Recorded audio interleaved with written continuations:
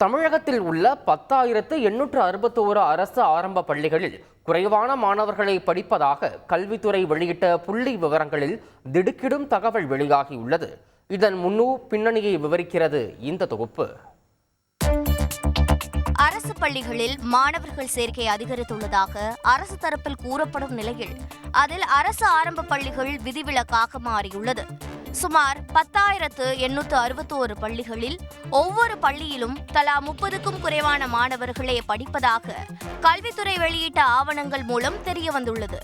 பெரும்பாலும் வட மாவட்டங்களில் மாணவர்களின் சேர்க்கை அரசு பள்ளிகளில் குறைவாக இருப்பதும் தெரியவந்துள்ளது. அதன்படி திருவண்ணாமலை மாவட்டத்தில் 468 பள்ளிகளிலும், தர்மபுரியில் 346 பள்ளிகளிலும், திருவள்ளூரில் 393 பள்ளிகளும், விழுப்புரம் மாவட்டத்தில் 394 பள்ளிகளும், வேலூர் மாவட்டத்தில் 245 பள்ளிகளிலும் ஆரம்ப பள்ளி மாணவர்கள் எண்ணிக்கை 30க்கும் குறைவாக உள்ளது.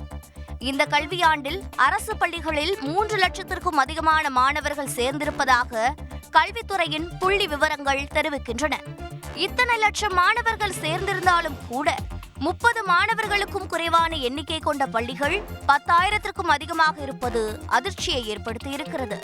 அதிலும் இவை அனைத்தும் ஈராசிரியர் பள்ளிகள் என சொல்லப்பட்டாலும் பெரும்பாலும் ஓராசிரியர் பள்ளிகளாகவே இருக்கிறது என்பதும் தொடக்க கல்வித்துறை ஆசிரியர் சங்க நிர்வாகிகளின் குற்றச்சாட்டுகளாக உள்ளன.